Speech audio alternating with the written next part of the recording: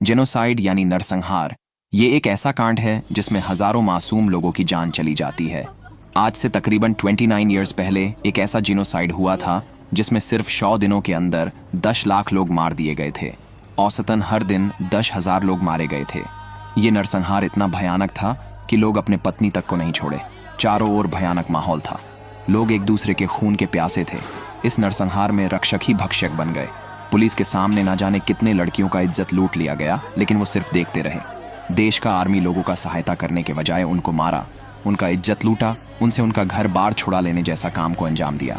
America, जो कि सबको इंसानियत की नसीहत देता फिरता था, वो भी इस जीनोसाइड के वक्त चुप्पी साध लिया। ये नरसंहार इतना भयानक था कि लोगों को चर्च में ही जिंदा नहीं बख्शा गया।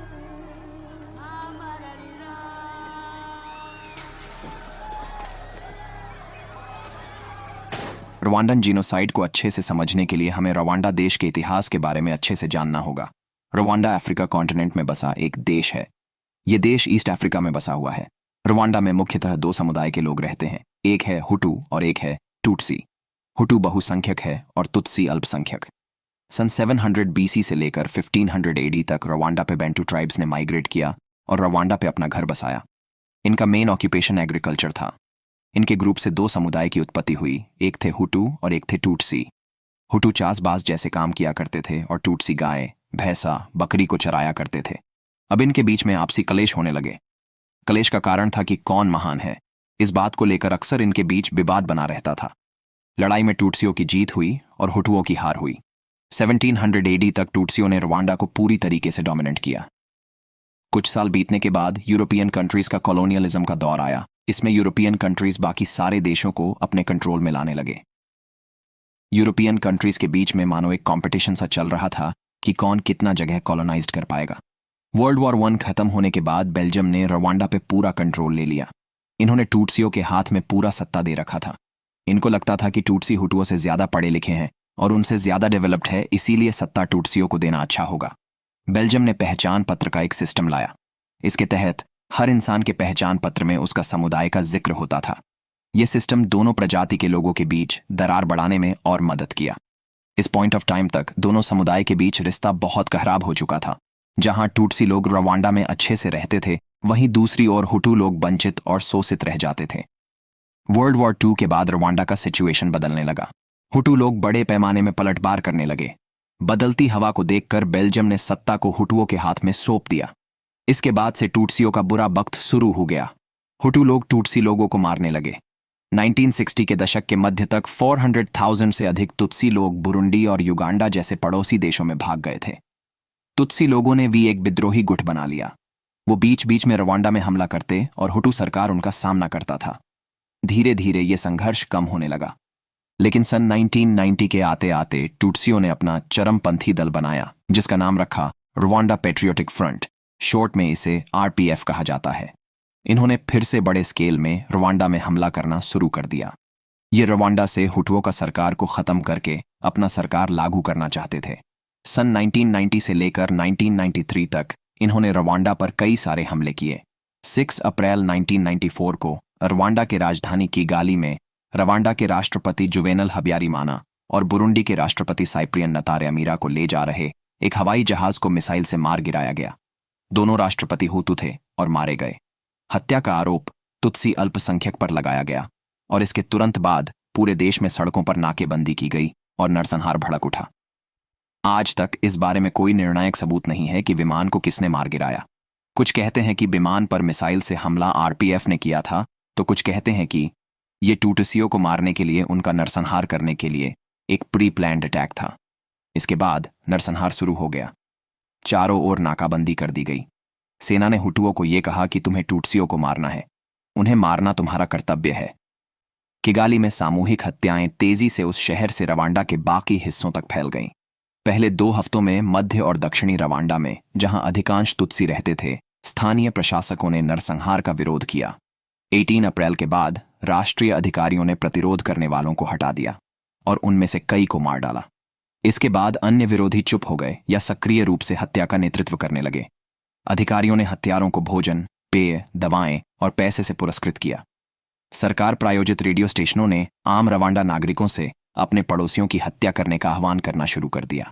3 महीनों के भीतर लगभग 800,000 लोगों का कत्लेअम किया गया। सामूहिक हत्याओं के अलावा हजारों तुत्सी और तुत्सी होने के संदेह वाले लोगों को उनके घरों और खेतों और सड़क पर मार दिया गया। पीड़ितों को भागने से रोकने के लिए सैन्य बल ने देश भर में नाकेबंदी कर दी। एक ही समय में पूरे परिवारों को मार डाला गया, अक्सर छुरी से काटकर हत्या कर दी गई। महिलाओं के साथ व्यवस्थित और क्रूरतापूर्वक बलात्कार किया गया। इस जीनोसाइड में बच गए एक महिला कहते हैं, जिस दिन युद्ध छिड़ा उस दिन मेरे पति की गाली में थे और उन्होंने हत्याएं शुरू कर दी। मैं अपने घर में ही रुकी क्योंकि मैं गर्भवती थी। वे आए और मेरे बच्चों को मार डाले। जब वे मेरे बच्चों को ले गए तो मुझे लेबर पेन हुई और बाद में मेरा बच्चा मृत पैदा हुआ। अगले दिन मैं अपने बच्चों के शव ढूंढने निकला। मैंने वहां एक इंसान को जमीन पर पड़े मरे हुए लोगों के कपड़े लेते देखा। उसने मुझे पकड़ लिया और चाकू से मेरे हाथ पैर काट दिए। मैंने उससे मुझे मार डालने की विनती की। उसने मेरे साथ बलात्कार किया और फिर मुझे मरा हुआ समझकर छोड़ दिया। कुछ दिनों के बाद मैं रेंगते हुए एक गन्ने के बागान में पहुंच गया और वहां छिपकर रहने लगा। एक दिन मैंने लोगों का एक समूह देखा। मैं उनके पास गया। मुझे इसकी परवाह नहीं थी कि वे कौन थे या वो मुझे मार डाले। वे आरपीएफ थे। वे मुझे गीताराम के पास ले गए। वहां मेरे जैसे कई अन्य लोग थे जिनके साथ नरसंहार के दौरान बलात्कार किया गया था।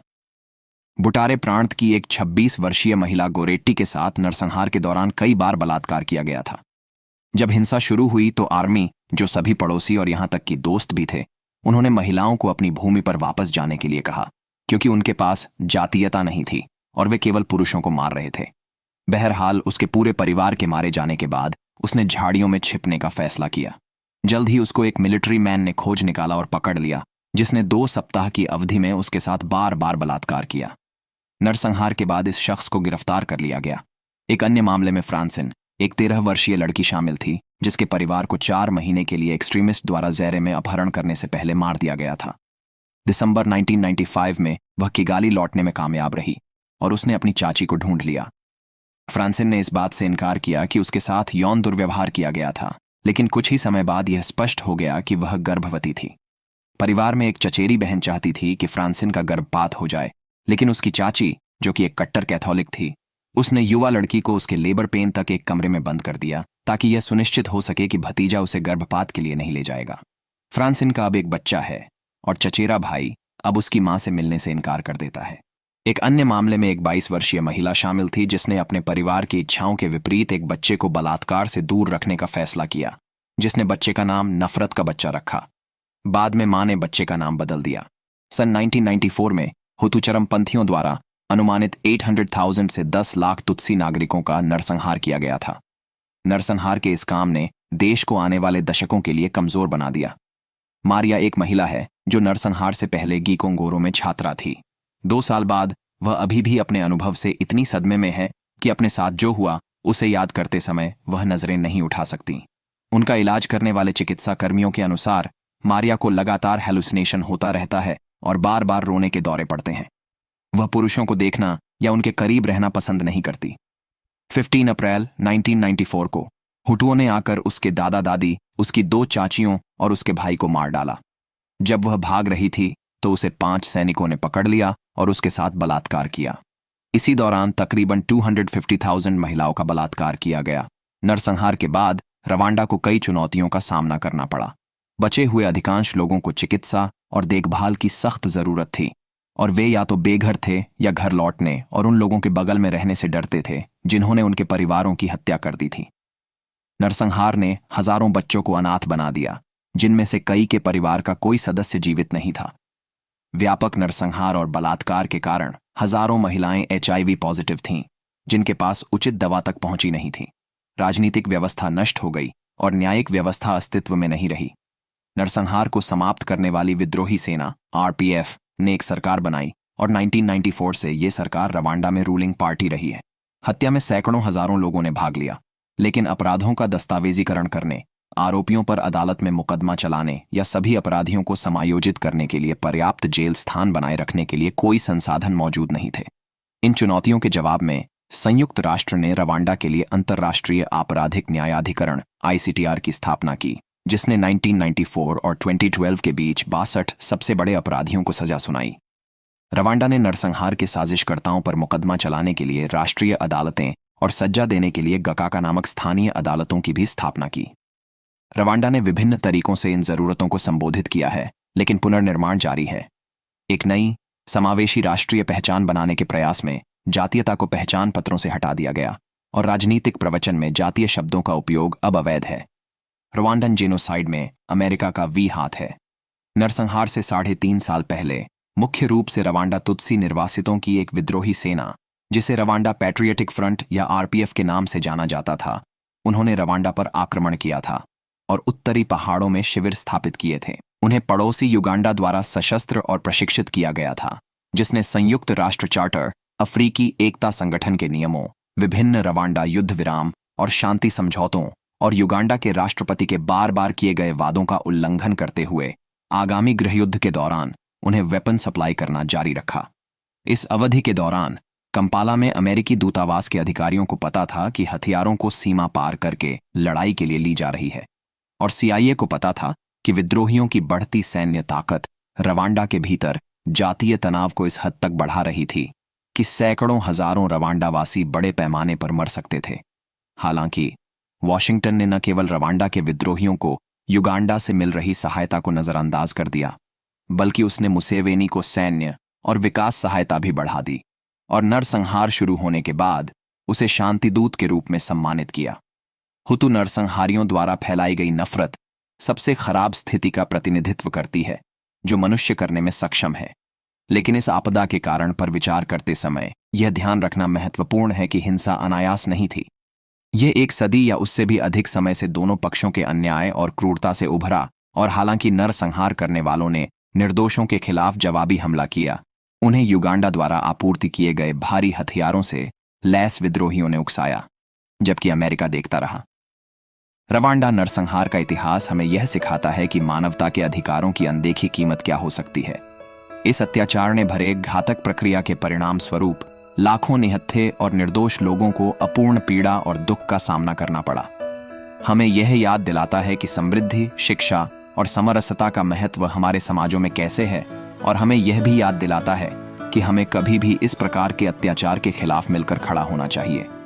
इस दुख भरी चरण के बावजूद हमें सीखना चाहिए और सुनिश्चित करना चाहिए कि इस तरह के घटनाओं को दोहराने का मौका कभी फिर न आए। रवांडा नरसंहार एक दर्दनाक यादगार है जो हमें मानव इतिहास के एक अंधकार में डूबने का दर्द दिलाता है। यह हमारी संवैधानिक, आदिकालीन और मानविक दायित्व की असली मूल्य को नकारने का सबक सिखाता है। यह सच है कि हमारी दुनिया में अब भी असहमति, धर्म और जाति के आधार पर असमानता है, और ऐसे दुखद घटनाओं के द्वारा हमें याद दिलाया जाता है कि हमें इस प्रकार के विभिन्नताओं के साथ भी एकता और समरसता की ओर बढ़ना चाहिए। हमें याद दिलाना चाहिए कि इस तरह की घटनाओं के बावजूद हमारी उम्मीद और संविश्वास आज भी हमारे विश्वास के साथ हैं कि हम एक बेहतर और हार्मोनियस वर्ल्ड बना सकते हैं।